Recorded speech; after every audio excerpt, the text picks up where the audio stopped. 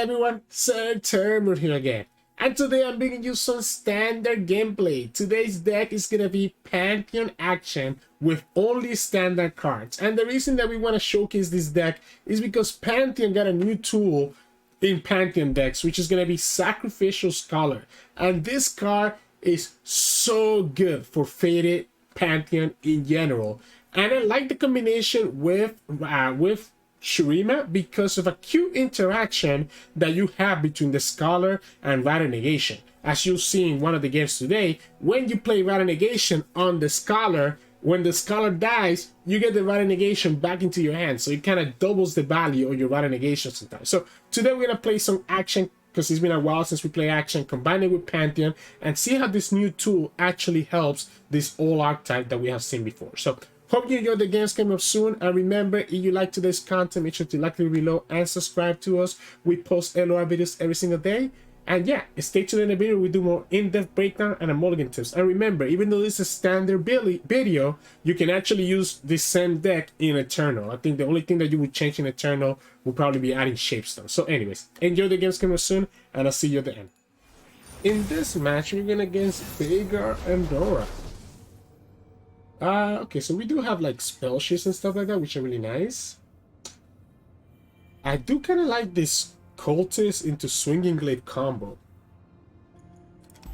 Question is, do we keep the Pell Cascade? We do. I don't think we do. Oh, that's even better. Wow. Okay, so the problem with Akshan is that Akshan loses to Quietus or Soul Harvest. So it's kind of weird playing Akshan here. I think I'm gonna slap it anyways. I'm forced him to have it. At the very least, we're advancing the Warlord's Palace, right?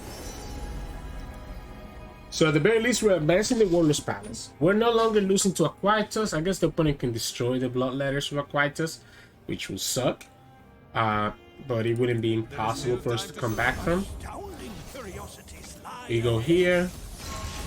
That way we can beat a random mark of the Isles, and also allows us to advance our Pantheon.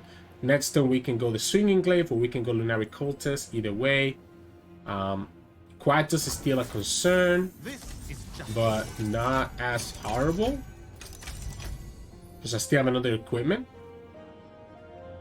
My only downside is I don't have a way to kill Veigar, so I don't have a way to kill Veigar, and that kind of sucks. We have to play the Swinging Glaive or play Lunari Cultist. This is a great draw. If I had Rata Negation, this would be a great draw. Because one thing you need to know.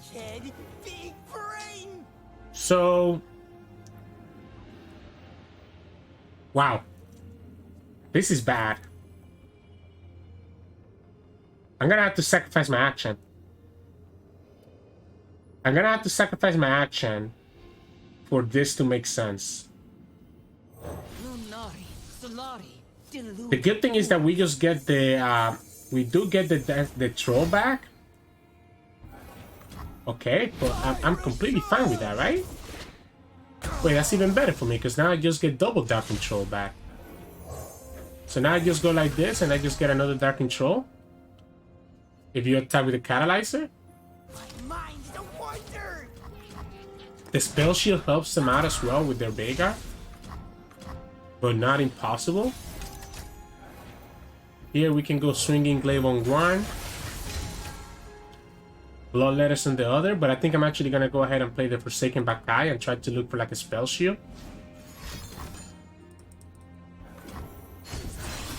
Yeah, let's try to look for like a Spell Shield or something like that. Second action is not bad. We're gonna easily trigger. We're gonna easily trigger the second action between all the equipment that we have. Don't think it's worth it to attack.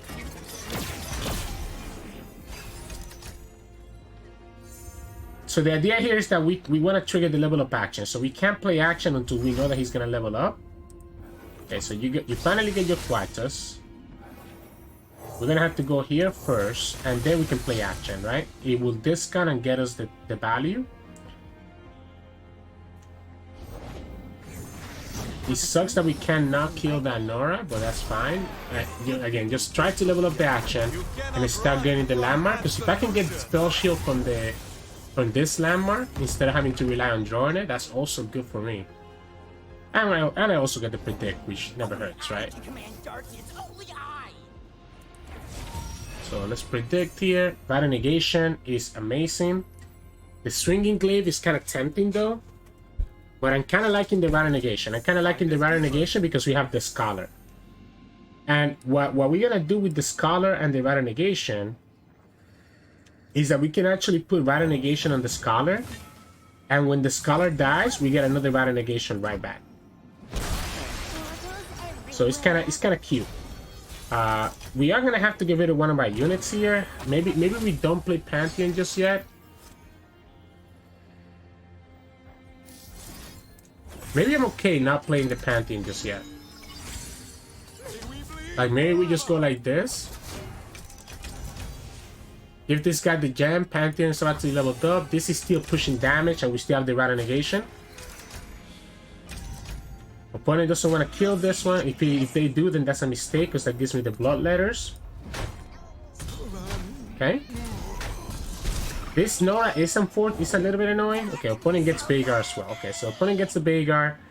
They get to kill the Akshan potentially. It's gonna be 4. If that's the case, we should just go ahead and do this in action right now. They're gonna kill him anyways. That way we actually get the Dark Control out of this. We could have done Rattle Negation to save the Akshan, but I actually don't know that it's necessary to do this Rattle Negation right just yet. I'm also not opposed to... because I need to have enough for Rattle Negation next turn. I'm not opposed to waiting, do the gem and then do Pantheon. I have Pantheon come down with 6 keywords while also having enough mana for Rattle Negation. I think that's cool. I think that's all Forsaken Bakai. That's the Spans Protection. So now we have Spell Shield and Rattle Negation. And I think that gets me there. The Nora is a little bit annoying because she's about to level up. But I think the Pantheon is going to be enough to get us there. So we go Blood Letters. I guess we can do it in either one. It doesn't really matter. Or do we go Shepherd? Because we do have the... no, because I want to have Rattle Negation, right? So let's go Blood Letters here. Make this a good attacker. Then we go Pantheon. And Pantheon's coming down with 6 keywords. As long as one of them is Challenger or Elusive, I'm happy. Spell Shield doesn't hurt either, because it's going to force the opponent to have multiple cards to get rid of the Spell Shield. So then we get the Elusive and the Spell Shield. So the Elusive means that the opponent has a hard time dealing with this. And we're going to just go ahead and put this Wandering Shepherd here, I think. The leveled up Nora is a problem. Yeah, so I guess we can go like this, right? We can go here. We get the Scout, and now we're really cooking, right? Because we're also gonna trigger this Warlord's Horde.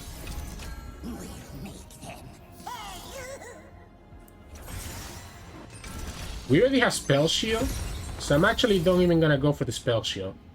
I think I'm just gonna go...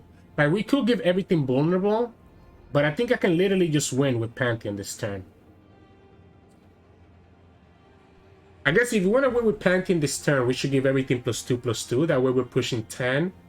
That will be 6 over the Nora, plus the Impact is 7.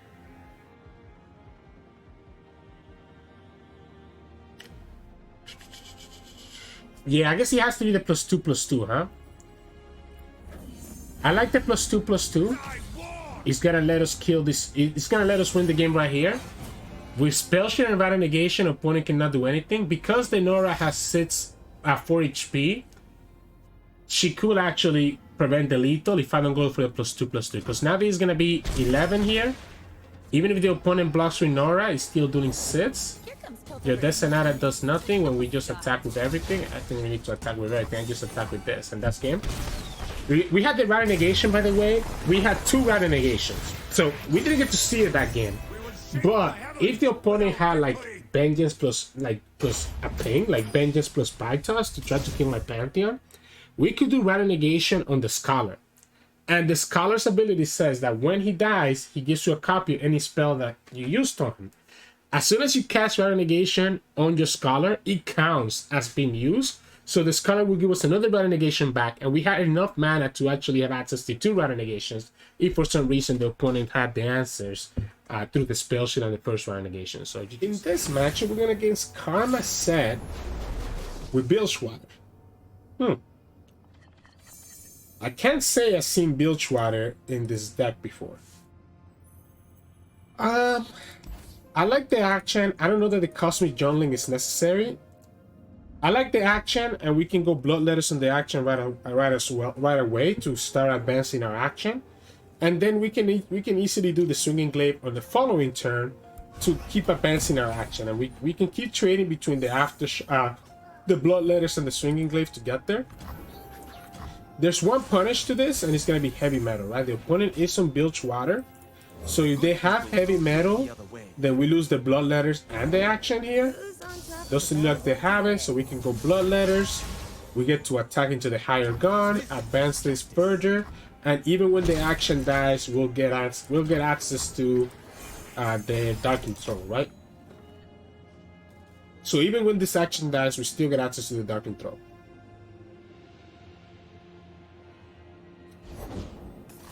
If the opponent does exactly this, then I think we just go ahead and put the Swinging Glaive. That way the action actually stays alive. So now the action is not dying unless the opponent has to make a rain. Okay, momentous choice. That's fine too. I guess the only downside is that we don't get access to the Darkened Throne anymore, and we also lose the Lucky Finding anyways.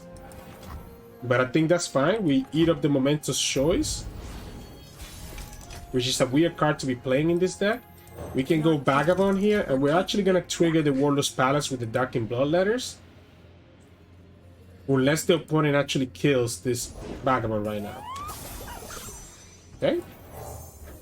So we go like this. Now we're looking for Akshan or Pantheon, right? So those are the big two that we're looking for right here. We don't get either, so I think it's good to skip. We get the Lunar Cultist, not great. So we whiffed on this. We whiffed on the predict, huh? We whiffed on the predict. Okay, we get rewarded right after, right? So we get rewarded right after. We can let this die, I guess, and that should be okay.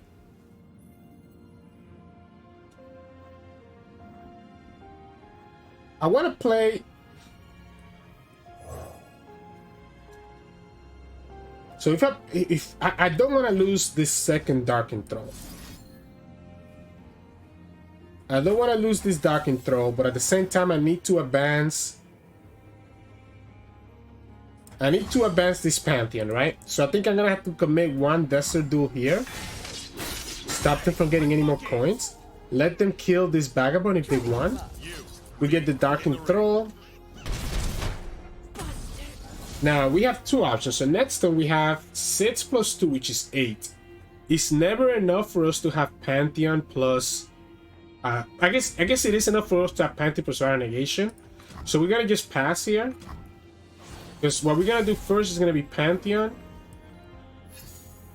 By my spear. And then we can go Bloodletters on the Pantheon.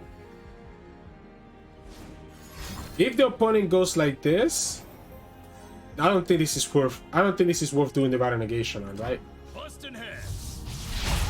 Yeah, so I guess we'll just chill then. I mean, I thought I would need to do more than that, but I guess opponent just what we can do actually is go Desert Duel here. We could Desert Duel the Sett right now.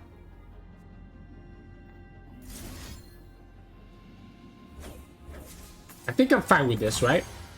If opponent has a deny, we still have the Pantheon leveled up. A man against all gods. Like opponent has to have a deny because we got spell shield, so it has to be exactly deny. And doesn't have it, so we get to kill the Sett. And then we can put the Bloodletters on here, and now this guy's gonna be bigger than any Sett that the opponent summons. We have Elusive, Spell Shield, Challenger, Lifesteal. That seems bad for the opponent. Plus Rider Negation afterwards. Yeah, I think this game is done, right? We kinda ended up high rolling our keywords here. We can go Swinging Glaive. Have the Pantheon have even more HP. Or we can go Lunari Cultist. Which I actually think the Lunari Cultist is correct. I don't care about this attack from the Blade Twirler. I just want to trigger the Faded here and just give the gems. It's giving me an additional 2 attacks per turn. And as long as we have Rata Negation mana, we should be okay. We can also summon this Camphor next turn to allow me to actually present that lethal damage that I need. So we can go Gem. Sure, I mean, this is why I summon the Cultist, so I can block you. Yeah, so we go Gem here, trigger the Faded. Pantheon is at 9/6. We go Camphor, and then second Gem. Okay, so I actually like the Scholar better. I'm gonna tell you why. The Scholar gives me... I kind of get out of Yell card. It's gonna give me double Rata Negation. So having the Scholar here means that I will have access to another Rata Negation. I guess at this point, let's go for the Swinging Glaive, because the opponent kind of has tapped out of mana. Let's just make this Pantheon as big as possible. We're 1 away from being able to kill them. We can only get to 12. And we don't have the impact. Yeah, I mean, sure. I don't mind doing this.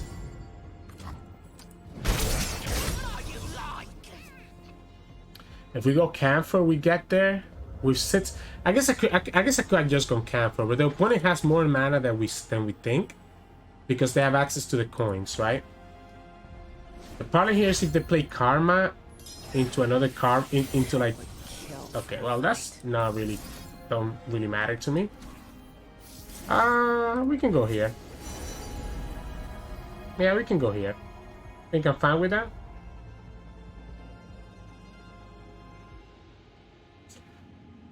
Yeah, I mean, let's go tough. Let's make it a little bit of a tougher unit. We have access to the Cosmic Journaling, so I'm not too scared about whatever the opponent does here. So I'm gonna heal back up. We could go Healer's Resurrection and get back our action, but I don't know if it's important. We can go Solani, right? Which is probably better. I guess let's go like this. Let's just go like this and get this action back.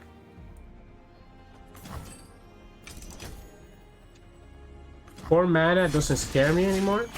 You cannot run from absolution. We have the heal here. We have 4 blockers. One of them has Lifesteal and has Spell Shield. We have Rata Negation that we can use on the Scholar. And when we use the Rata Negation on the Scholar, you get another Rata Negation back. And we have a second Pantheon now, so we can actually even punish a Sett that comes down. Want a piece of me? Mine starts here. Never lost yet, and I Just like that, right? So we can go like this. Just punish this Sett so that I cannot attack. We can transfer the equipment. Opponent's actually gonna go like this, and this is what I'm talking about. I'm gonna go Rata Negation here. And what this Rata Negation is gonna do is actually give me another Rata Negation in my hand.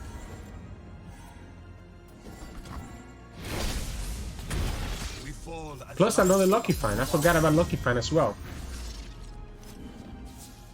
So we get another Rata Negation because the Scholar counts as having been hit. Which means that we can literally stop anything that the opponent does against us.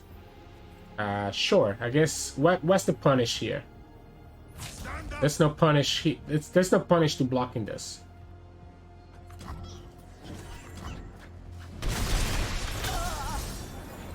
I just get another Lucky Find because the opponent wanted to give it to me. I don't even know why I'm buffing up the Pantheon, to be honest. I should just be buffing up this guy and trying to get a Spell Shield. We didn't get the Spell Shield, so that's fine. I'm gonna keep the Rata Negation.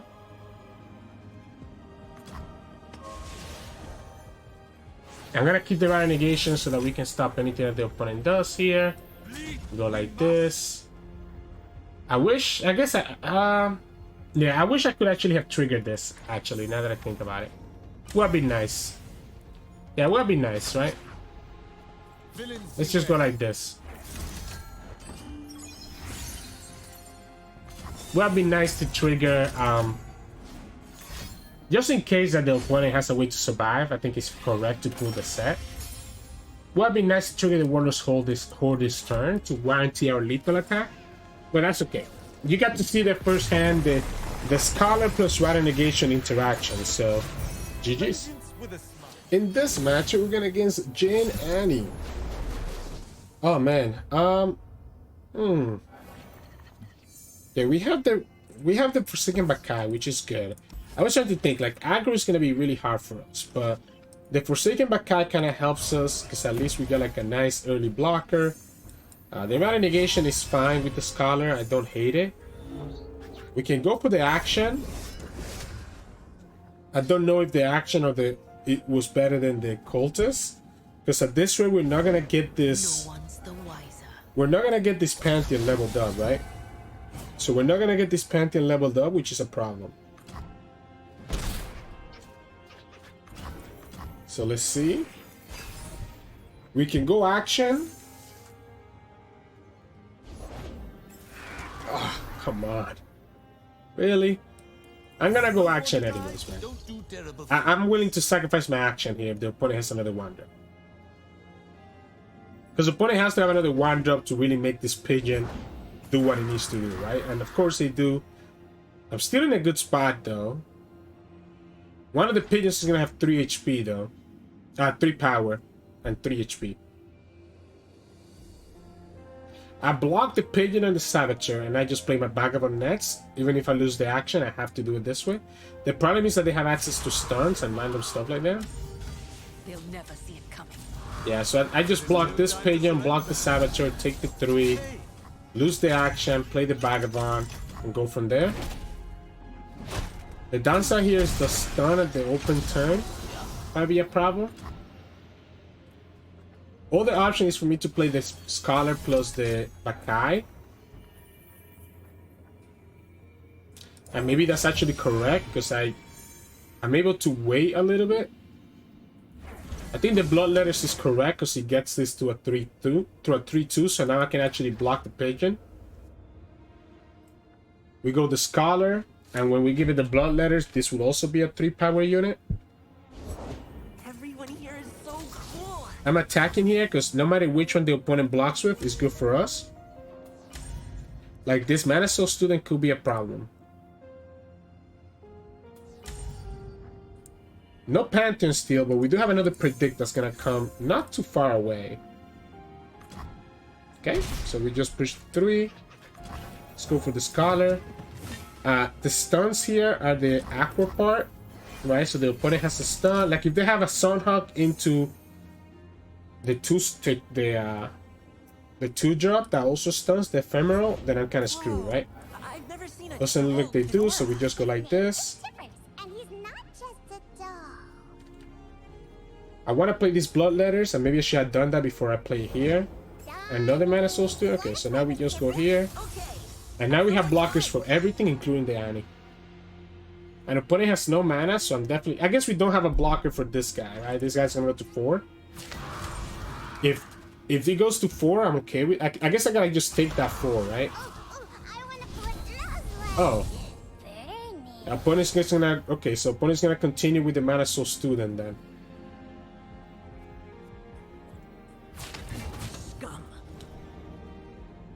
So I'm gonna go like this, so that I can transfer over the Bloodletters and advance my Warlord's Palace. It sucks that the opponents kept their Mana Soul Students back, because this damage is gonna add up very quickly. So this is perfect, right? Because we can go. I guess we should go like. I don't really know that having the Dark Control is gonna help us, to be honest. Right? Because this card is never gonna die, so if I do it here, this Bloodlet is always gonna be stuck. That's so cool. Okay? That's why I don't like that the Mana Soul Student stayed alive, because the opponent can just continue doing that. I guess we can put it on one of them now. Doesn't matter. See if we get something that we can use. Like even the Desert Duel is nice to get rid of one of these Mana Soul students. We're getting lucky that the opponent has no Jhin, by the way. Otherwise, it would be a big problem. I need to have that Pantheon though.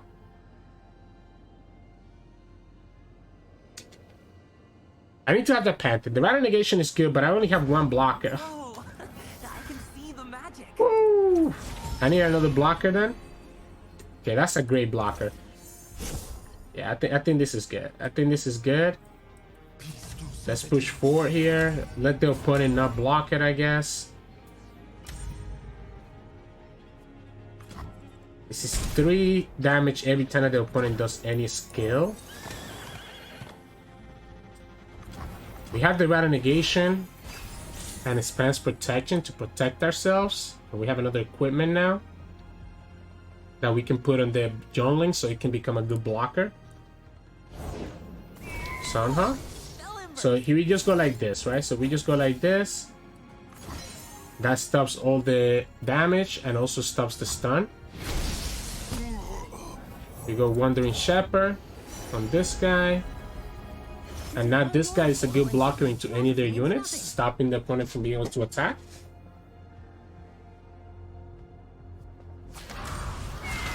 If you go like this, I am... Okay, yeah, I was gonna say, if you go like this, I am just blocking everything. I'm gonna block everything like this anyways. I guess they can kill the Yonli with like a Fervor.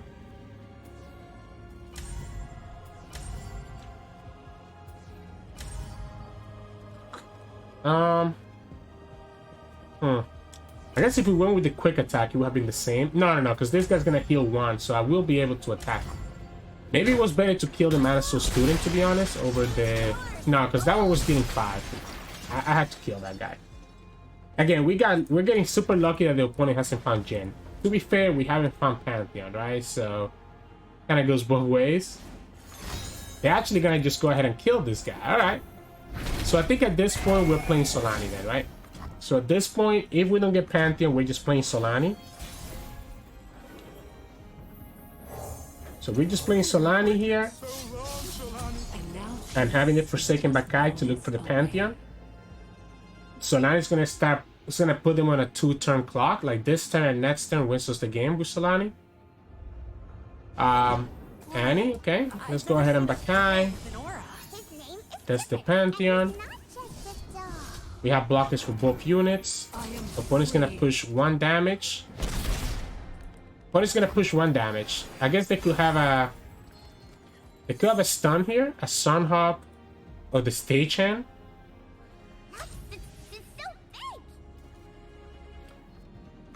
Nope. Alright, I think we got that. I think we got there. Between the Pantheon and the Solani, we should be okay. Really weird hand from... Like, really weird game for both the opponent and us. But unfortunately for them, we just were able to get there. So, yeah. Opponent knows what's coming next turn. So, GG's. In this match, we're going against Heimerdinger Jayce.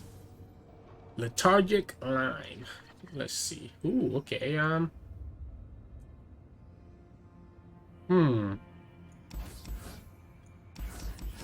don't know that I like the Swinging Glaive. I think I want to have the Blood Letters instead. But the Swinging Glaive can be so good. There is a big question mark. I think I don't want to be stuck with 2 of them just in case. Like, if I do a second one, I would have been very sad. And I didn't have the Akshan. There's the Blood Letters. So the Blood Letters is definitely what we're looking for. I think Blood Letters is definitely better than having the 3-cost equipment. Unfortunately, we don't have any other target stuff, right? I'm down to do this now. He advances our Pantheon, and if the opponent doesn't kill this, they're taking another 4 damage. So ideally, they need to kill this, right? Otherwise, they're taking 4, and if they're taking 4, I'm cool with that. Alright. The one downside here, though, is that... well, no, I guess we always go Vagabond, right? We always have a target for the Blood Letters, but we always go Vagabond and then Blood Letters. You're gonna Quatus that instead of Quatusing the Blood Letters? I don't understand. This equipment is infinite value. You wanna get rid of this equipment every time. that made no sense from the opponent, because just like that, now we got to the Pantheon to 2 out of 5. Huh. That's a great draw, by the way. Maybe not right now, but it's going to be good for later. 3 mana. How crazy is this Desert Duel?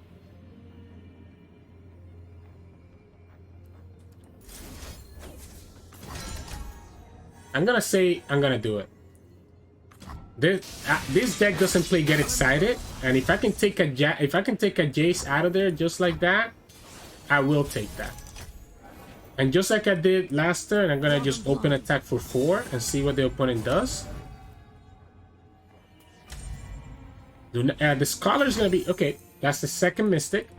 This Scholar is gonna be so good, by the way. Once we have Rider Negation in our hand. Wow. Okay, so we can actually kill Heimer with another Desert Duel.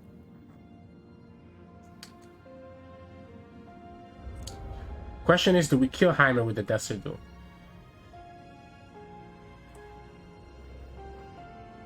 I guess we have to. I'm thinking we do. And then we finally play the Luminary Cultist and play our Pantheon down.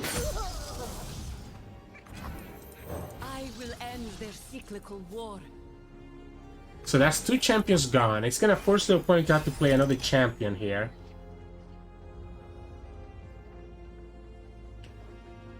Can play Pantheon, give it the gem, give it another gem next turn. Perfect. Yeah, so we play Pantheon here. Just get the Pantheon bigger than their... Like, we can definitely get the Rider Negation here, right? So that's why I'm kind of liking this. Oh, we can play the gem here as well. We can play the second gem right here to trigger the Faded twice, and just have Pantheon become a really big unit that the opponent has to deal with. Spell Shield! Spell Shield! That's not a Spell Shield. I don't hate, though, the Elusive and everything else. This is not a Rider Negation either. What if we skip? See? Skipping is exactly what you want to do every time, guys. Like, skipping is so good. Not only that, but the opponent just committed a Soul Harvest. So they're not going to have enough for Vengeance plus a Ping. And we already saw them doing double Mystic. I think this Pantheon just wins us the game here, by the way. Because we just got to go like this. We got to go Wandering Shepherd. Combat Reel, I think is probably better. I mean, the Shepherd's Authority is really nice too, but I like the Combat Reel. So, Thermo doesn't do it. Vengeance gets punished by this thing. Right? And we just attack for 11.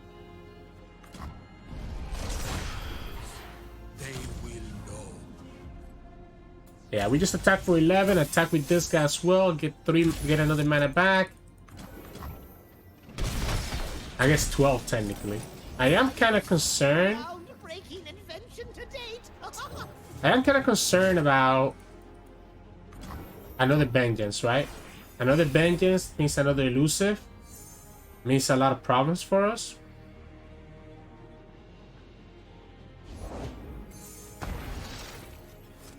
Okay. You cannot run from absolution. We can start working on this guy here. We can transfer over equipments to get the Warlord's Horror fast. Okay, so that's fine, right? I think that's fine now, so we can go like this. The equipment transfer helps us out a lot. The equipment transfer will help us out a lot at getting us where we need to be.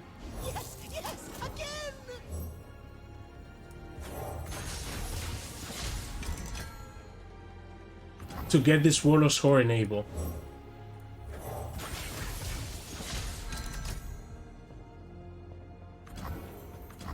Question is, do we try to do that now?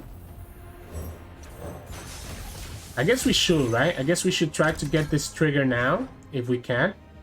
Because we do have it. We have the Rake plus the Cultist to actually do it. Yeah, we have the Rake plus the Cultist to actually do it.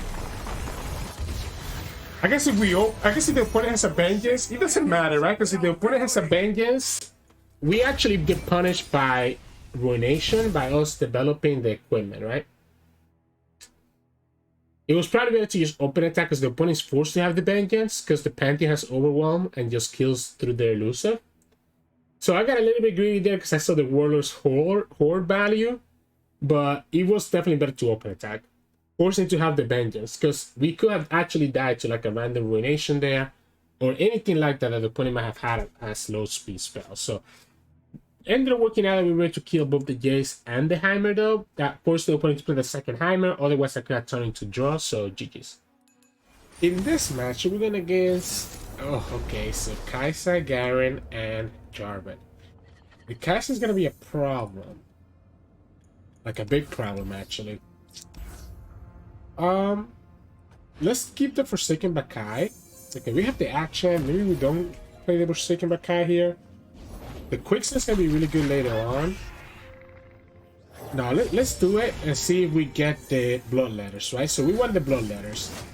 We want the blood letters here so that we can go ahead and put it on the Akshan and start actually triggering the Pantheon ability. Or the Pantheon level up. Other option is to just put it right now on the Forsaken Bakai. And that way we can actually advance the Pantheon quicker. I'm okay with this dying, right? The downside with doing this like this is that obviously we don't get the action value. Okay, so we have two options. I guess we can go like here, but then that's gonna just lose to the Broadwind. We can go Quicksand. We can go Desert Duel and just kill that Warden. But the Desert Duel is probably necessary for later. I think I have to go Lunari, let the opponent take their block if they want to. Okay, they're gonna just go here. So that means you won't be able to attack with this guy. Let's go ahead and put it on her right away.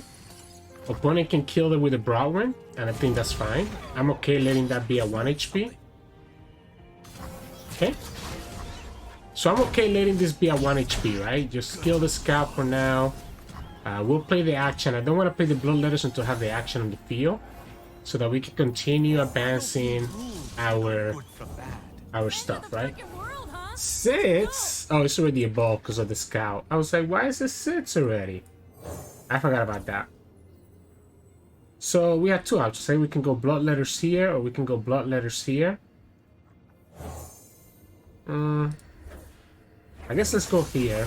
This is a bigger unit. If the opponent wants to block that, that's okay. Otherwise, we push 4 damage. At this point, we're just waiting for the Pantheon to really come into play, to allow me to be able to kill that Kai'Sa, right? So the opponent goes ahead and gets their Kai'Sa.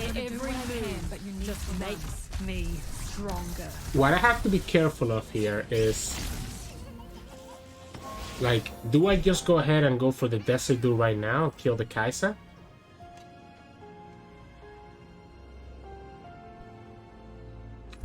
Could be possible. We could do it. Gem plus Spell Cascade plus Desert Duel, that sits. And then the opponent still can attack. Okay, I think I'm gonna go ahead and do it this way. I think this is correct. This is the opponent's first Kai'Sa, and taking Kai'Sa out of the field first works out for us. We do lose this guy, but that means we get the blood letters back that we can put in our action again next turn if we need to. Yeah, you can go ahead and give her Overwhelm, that's fine. We can put it right now as well. I think that's also okay, but I'm probably just gonna do it next turn so that we can just level up Pantheon right away, right? Like, I'll take this 7, knowing that I can just play Pantheon and start making Pantheon bigger by putting the Darkin blood letters on it. Of course, I didn't know that we were gonna get a second one. Because at this point, we're going to have the Quicksand and we're going to have this Fence Protection to protect our Pantheon. Our Pantheon's about to level up, so now it's going to be a Pantheon win condition. We will have access to the Warlord's Palace soon enough. This Void Blaster is frustrating, but it's not, you know, like, killing us either. We could also get a Challenger here. If we get Challenger with the barrier, we can kill that Void Blaster. I guess I have to be careful about Quicksand. We get Spell Shield, Lifesteal, Regen, Augment, Impact. So the Quicksand doesn't work anymore because Obviously, we have access to the spell shield. Let's go ahead and put the second blood letters here. That gets me another set of 1 damage, and then we just attack here. This has barriers, so we won't die. We don't get amazing keywords, to be honest, but the lifesteal, I guess the lifesteal is not bad.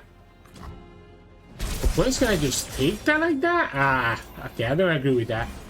I don't agree with that because I think I can just punish them now.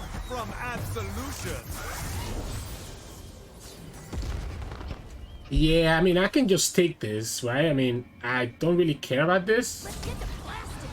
Like, I would literally just take this.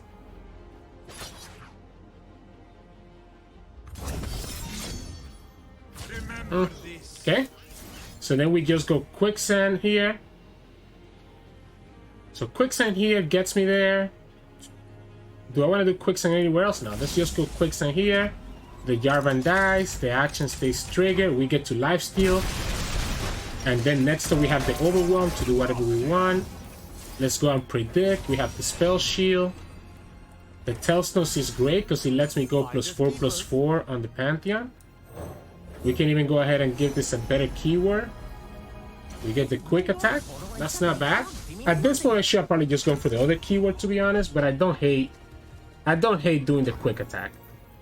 We know that we're gonna have lethal because we will have access to the Blessing of Target to get us over anything. I mean, even without it, right? I mean, this is just lethal. We have a spell shield here. Okay. So then we just go like this, Blessing of Target, and now this Pantheon is at what, 14 or 16? Sorry, 16 or 15. Well, I can't do math. And we get to lifesteal all the way up. So even though we didn't get like any of the usual good keywords with Pantheon, which is like quick attack, elusive, you know, we still got spell shield, and that kind of protects us against the opponent having any random quicksand. And that's how you end up just winning the game with Pantheon by himself. So GG's. Hey, welcome back everyone. Hope you enjoyed today's matchups with Pantheon and Akshan, and you kind of see the idea of what this deck wants to do, right? Ideally, you are almost always gonna win with Pantheon. That's kind of the end goal of almost every Pantheon deck. You're kind of always winning with that big level of Pantheon and getting just the right keywords, including spell shield, elusive, etc. Right? So that doesn't change from this deck. You have a lot of ways to advance your Pantheon level up, even though we're not in the mass yet, because you have access to the Dark Blood Letters and even the Stringing Glaive. Like this equipment, and even just being able to swap the equipment into the same unit, not only does it let you advance your Pantheon every turn, but also lets you advance your Akshan landmark. So that's why it ends up working out really well with Akshan and Pantheon, because you kind of end up working on both champions at the same time. The reason that Akshan becomes such a good partner in this deck is because once you trigger both of the action landmarks, the predict gives you an extra draw to potentially get your Pantheon, and then once you have the Warlord's Horde, it lets you give Pantheon spell shield if your Pantheon didn't get it, or it's able to let you draw so that you're not running out of resources. The other reason that I like it is because of Desert Duel. Desert Duel in combination with Sacrificial Scholar can be really good as well, because once the Scholar dies, you will get those Desert Duels back into your hands. So again, you're kind of getting a lot of value here with the Scholar in this deck between the Desert Duel and the Radiant Negation combo that we have talked about throughout the video. And even with Spell Shield, etc. Like you're getting these cards back into your hand, and Pale Cascade, of course. And it feels so good because of what the Scholar is doing for us. Yeah, that's the general idea, right? You get your action on the field and have the blood letters, and start kind of swapping equipment and getting value there, while you also level up Pantheon, and then you jump down your Pantheon and kind of just win the game from there based on the keywords that you get and how much fear you can get him. The rest of the supporting cast is pretty obvious. Forsaken by Kai is really good at predicting into whatever we need in our hand, whether it's an equipment or one of our champions. Cosmic Journaling, I like it because of the healing to kind of help me stall out. Lunari Cultist, amazing, gave me access to the gems. The Scholar is so good. Just be careful that he only copies the first 3 spells that you played on him, right? So I think you saw in one of the games, I had already played a gem and I had to play that Desert Duel, and I didn't play anything else on him because I knew that I wanted to play the Radiant Negation on him and get another Radiant Negation back into my hand. So just kind of keep track of that if you are trying to do that double Radiant Negation combo that I keep talking about so much.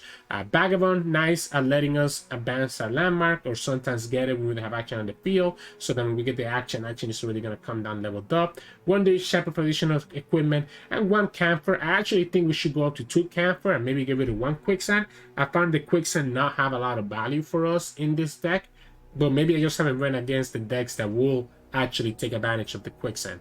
And then from the spell side, I have 1 Tailstone because I want to try it out. I think it is nice. I could potentially sneak in some lethals or give you some value with the invoke or even the hush in certain situations. Pale Cascade, pretty obvious. Desert Duel is like our main way to remove opponent's cards since we're not playing Demacia. Quicksand if we're going against a lot of elusives, but again, I haven't really run into those, so I don't see the need to play 2 of them. I think 1 is just okay. Double Battle Negation and double Spell Shield just protect our Pantheon and Action win conditions, and 1 Healer's Resurrection to bring back Pantheon if we see it necessary. We have enough equipment that we're gonna be able to trigger it, right? As you can see, you can also win a lot of games with Solani, so just keep that in mind as well. When you have the Bloodletter, Solani can also be an alternate win condition, and sometimes be mindful of looking for the line, but most of the times you are gonna win with Pantheon, right? Early in the game, so now that we transition to like kind of like mulligan tips, I want to look for Action, and I want to look for Lunari Cultist. Action and Lunari Cultist and Bloodletters. Those are the best things that you can get. Forsaken Bakai is obviously the kind of the, like if you don't get any of those, then you keep the Forsaken Bakai so that you can predict into some stuff.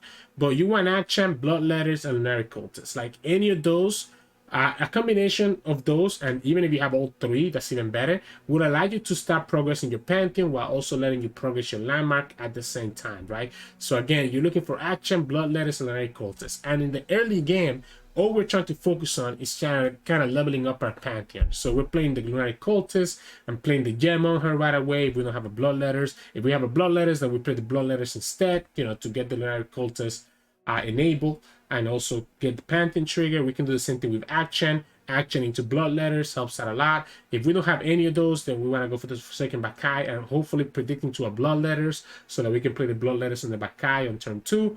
The Scholar can be really good as well with the Bloodletters if you have those 2 in your hand. Nothing wrong with that either, because you are able to trigger the Fade and get this Scholar to actually be a big threat that the opponent has to watch out for, etc, etc. So early on, you want to look for your 2-drops pretty much. Your 2-drops and the Bloodletters are really, really key. Sometimes if you do have Action and Swinging Glaive, that's a better turn 3 play, right? Turn 2 Action into Swinging Glaive turn 3 is amazing, but that ends up not shipping out as often as I would like, to be honest, so just be mindful of that. So yeah, so that's kind of what you want to go. You want to go for your early units and ways to buff them up with equipment so that you can level up your Pantheon, and then eventually you transition to kind of the mid game where you're like removing the opponent's stuff, putting pressure on the opponent, and dropping down your Pantheon, which is going to be leveled up, and start putting pressure there from the on the opponent's side of things. So there's not really a big late game with this deck, right? You usually just play your Pantheon, and if the opponent has the way to deal with the first Pantheon, then you hope that you get the second one, or that you have the Warlord's Horde enabled to be able to get that value and give all your champions spell shield. So yeah, just kind of keep that in mind. You're usually looking to win around like turn 7 or so with this deck, so you're not going to turn 10. If you do end up going to turn 10, you do have a lot of value, but it's not guaranteed, right? It gets harder to win once you get to those big turns, unless you have Battle Negation in your hand to protect your win condition from getting removed by the opponent's mana count. So yeah, hope you enjoyed today's standard game. We're gonna go back to Eternal tomorrow. Again, we're kind of gonna alternate between Eternal and Standard, just cover both modes. But you can play this deck in Eternal too if you wanted to, right? That's the benefit of Standard, that you can actually play it in Eternal as well. So yeah, hope you enjoyed today's games. If you did, make sure to like the video below and subscribe to us. We post LOR videos every single day. You can also find us on Twitch at Tuesday. We stream every now and then. And you can also find us on Discord and Twitter. The links to those are both in the description below. Thank you so much for watching, and I'll see you again tomorrow.